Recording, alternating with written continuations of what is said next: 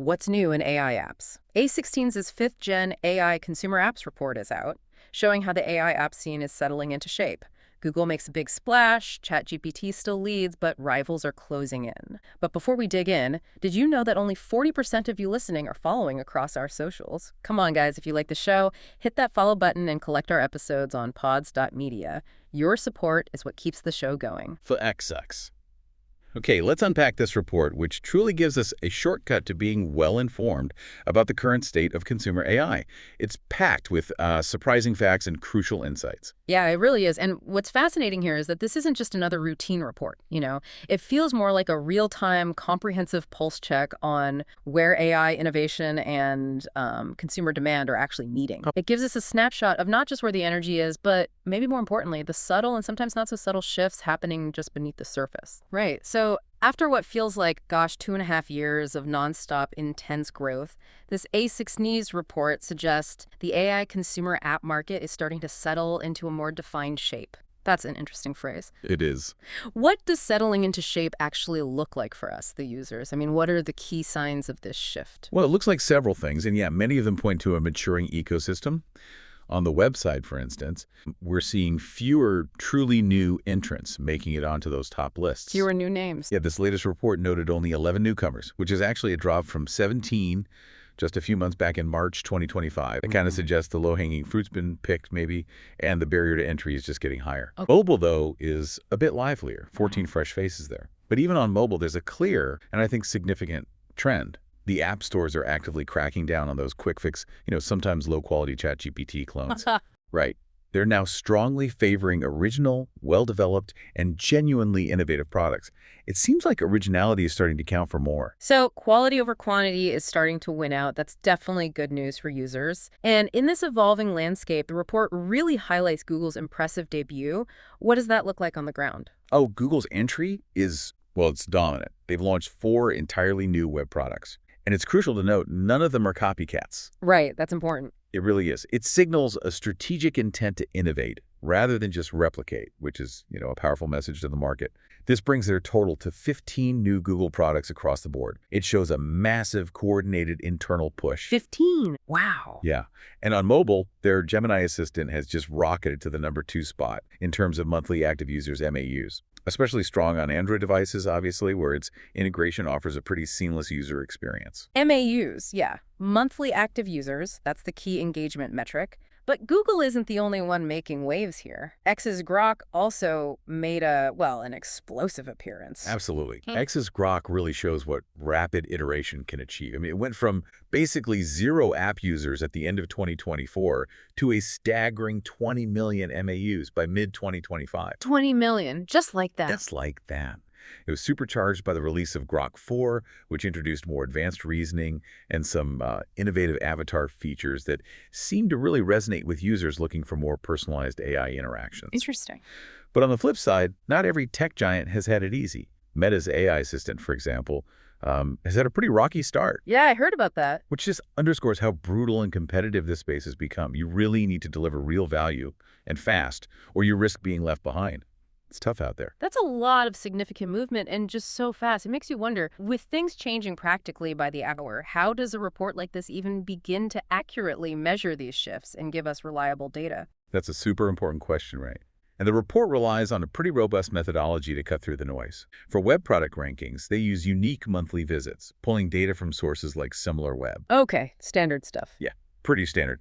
Gives a clear picture of user reach and interest. For mobile apps, it's all about those monthly active users, MAUs, which they source from Sensor Tower, also standard. Right. But here's the crucial filter, the thing that makes this report so insightful, I think. They only count AI native products. Ah, okay.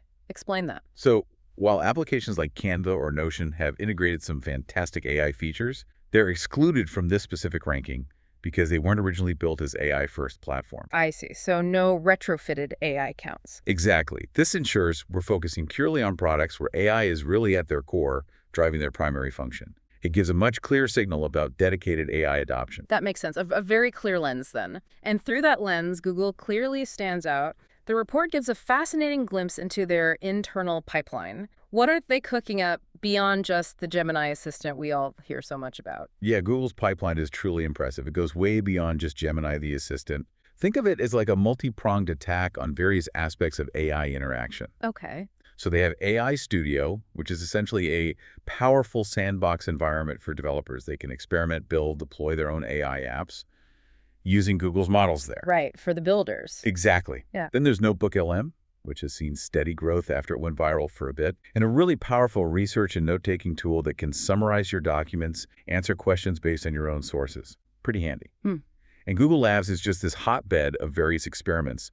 They're constantly pushing boundaries with new video tech, avatar tech, showcasing their ambitious multimodal capabilities. Multimodal meaning text, image, video, audio. All of it, seamlessly processing and creating across different formats. And this overall battle for dominance, whether it's Google or others, it really focuses on delivering better reasoning, more advanced multimodal features, and ultimately a more seamless integrated experience for you, the user, across all your digital stuff. It's clear this isn't just a story about big tech companies duking it out. For us, the users, it feels like these shifts are going to profoundly change how we interact with technology every day, how we find info, how we create stuff. What's your take on the most significant, tangible implications for the average person? You've absolutely hit the core of it. This report is a critical barometer for where consumer demand and innovation are truly meeting, showing us not just what's possible, but what people are actually using and valuing right now. Right. And what's particularly striking, I think, is China's growing influence. Their homegrown AI apps are just dominating local traffic within China. And despite significant hurdles, censorship, licensing requirements, all that. Yeah, big hurdles. Huge hurdles. But they're increasingly exporting globally. This means you might soon be interacting with more Chinese-developed AI apps, maybe without even realizing it. Interesting. And what else? Well, we're also seeing that mobile shakeout we talked about. Quality and originality are clearly winning over those quick-fix clones. Which is good news. Definitely good news for users. Better, more robust, more reliable apps. And then there's this really exciting kind of emerging trend called vibe coding. Vibe coding. Okay, that sounds like something straight out of sci-fi. Tell me more. What does that even mean? Yeah. Sounds a bit out there, doesn't it?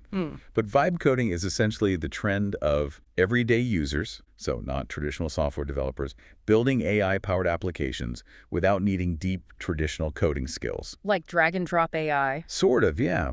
Think of it as empowering creators with intuitive, often visual interfaces to bring their AI ideas to life. So, for example, you might vibe code an AI that analyzes your garden photos to identify pests. Okay, I could use that. Right. Or one that compiles personalized travel itineraries based on your budget and preferences, all without writing a line of Python or Java. Wow. And the early data shows that these users, these vibe coders, tend to stick around longer and actually spend more money over time on these platforms. Really? They're more engaged. Seems so. Which raises a really important question, I think. Could we all be vibe coders soon? Building our own custom AI tools for our specific needs. It's essentially democratizing AI creation. That is a powerful concept. Reshapes who gets to be an innovator. Totally. That idea of empowering casual creators, it really makes you pause. We might be entering an era where anyone with a problem can just build a custom AI solution. Yeah. Okay, let's shift gears slightly. Let's talk players. Who are the heavy hitters and the new contenders we should really be watching in this AI arms race? Right, the roster. Well, the landscape is definitely consolidating around some major players. You've got what the report calls the big four AI assistants leading the charge. Google with Gemini, OpenAI with ChatGPT, X with Grok, and Meta with its assistant. The usual suspects, mostly. Pretty much, yeah. The general-purpose powerhouses. Then we absolutely cannot ignore China's heavy hitters, like Alibaba, ByteDance, and Moonshot AI. They're formidable forces, not just at home, but increasingly on the global stage. Okay. Who else? Other significant players, definitely Anthropic, known for its Claude models, which really prioritize safety and responsible AI. Perplexity is another one, a rapidly growing AI assistant that's great as an answer engine, always trying to provide sources. Yeah, I like Perplexity for that. Me too. And of course, DeepMind, which is kind of intertwined with Google's innovations, pushing the basic research boundaries, in the rising stars bucket, especially for those vibe coding platforms we mentioned. Right, the enablers. Exactly. We're seeing companies like Lovable, Replit, and Bolt challenging the norms and building solid user bases by empowering more casual creators. Yeah. And finally, the visual and audio AI space is just buzzing. Midjourney and Leonardo for images. Stunning images. Absolutely stunning. Veed for AI-powered video editing, and 11 Labs for that incredibly realistic voice AI. It's a really diverse field. You mentioned China's influence earlier, but I want to circle back and dive a bit deeper. What's the real tangible impact we're seeing from their players beyond just sheer numbers? Is their approach fundamentally different? It's impossible to ignore, yeah. And it's a really significant, distinctive part of the global AI story. On the website, 3 companies with mostly Chinese traffic actually made it into the top 20 globally. 3 in the top 20. Yep, Alibaba's Quark at number 9, ByteDance's Dubao at number 12, and Moonshot AI's Kimi at number 17. That's a huge showing against global competition. Yeah. But it's on mobile where they really, really dominate. How so? 22 of the top 50 mobile apps globally hail from China. Wow, nearly half. Almost half. Heavily concentrated in areas like photo and video editing, like a Meitu's suite of beauty and editing apps, or ByteDance's just diverse array of AI-powered tools. And why is that? What's driving their dominance there? Well, it's multifaceted. First, China has a vast domestic market, right? A massive user base for rapid iteration and growth. This lets companies refine their AI models with just immense amounts of data. Makes sense. Data is fuel. Exactly. And historically, at least, there have been fewer restrictions on training models on copyrighted content compared to the West. That allowed for faster and broader development in certain areas, though obviously operating under different regulatory frameworks. Okay, that context is helpful. Now, this rapid evolution, it sounds incredibly exciting, but it surely can't be all smooth sailing. What are the major hurdles AI innovation is facing right now that the report brings up? No, definitely not all smooth sailing. There are several pretty significant hurdles, and they impact everyone from developers to us users. First, those App Store crackdowns we mentioned. Right, the quality control. While it's good for quality, limiting the junk apps, it can also shake up the ecosystem. It makes it potentially harder for genuine new entrants to stand out or even get discovered sometimes. A double-edged sword. Kind of, yeah. Then there's China's regulatory labyrinth. It seems to be imposing increasing demands on AI innovation, strict licensing, data hosting rules, content control requirements. That adds immense complexity and cost for developers working there. Bureaucracy strikes again. Always. And user trust is also incredibly fragile. You just need one incident, like Meta's recent public feed mishap. Oh yeah, that was bad. Really bad. Their AI assistant wasn't just inaccurate, it generated inappropriate or weirdly off-topic stuff in public feeds. That sparked immediate user backlash, a big drop in confidence. That kind of thing can quickly erode public trust in AI generally. Undermines the whole effort. Precisely. And finally, just the brutal competition among the main AI assistants, maintaining consistent quality, ensuring user privacy, preventing those hallucination incidents. Where the AI just makes stuff up. Exactly, where it confidently generates false or nonsensical info. Avoiding that is absolutely crucial for long-term success. It's this constant tightrope walk between pushing innovation and maintaining responsibility. Those are some serious challenges to navigate for sure. So looking ahead, given all these trends and hurdles, what can we realistically expect to see play out in, say, the next 12 to 18 months? What's the forecast based on this report? Well, based on what we're seeing, I'd expect the battle between Google and ChatGPT for supremacy to just intensify dramatically. The main event. Absolutely. They'll be locked in an arms race, new features, deeper integrations into their existing ecosystems, trying to build out these comprehensive platforms to lock users in and just expand their reach. Makes sense. We're also going to see China's AI apps continue to scale internationally. They'll keep pushing past those regulatory hurdles, growing their global footprint. They'll become even more visible to users outside China, sometimes subtly embedded in popular apps you already use. So more global competition. Definitely. And that vibe coding trend, while it's still early days, it has genuine potential to redefine how average users build and deploy AI applications. It's happening outside traditional development cycles, empowering this whole new class of creators. The democratization continues. Exactly. So, while the market is clearly maturing, settling down in some ways, innovation and disruption are absolutely going to remain front and center. Expect continuous surprises, I think. Okay, so to really boil this all down, what's the ultimate takeaway? The core message we should walk away with from this deep dive into the A16z's report? The bros take, if you will. Yeah. If we connect this to the bigger picture, the report really proves that AI consumer apps have leveled up fast. We're past the pure hype cycle now. Real products, real value. Real products delivering tangible value. Google's strong entry with Gemini and AI Studio isn't just a market entry. It's a serious ecosystem-wide challenge to ChatGPT's reign. It's igniting fierce competition right at the top. Game on. Totally. And vibe coding signals this fresh, accessible frontier where creators, maybe even you listening, are shaping the AI tools themselves, not just passively consuming them.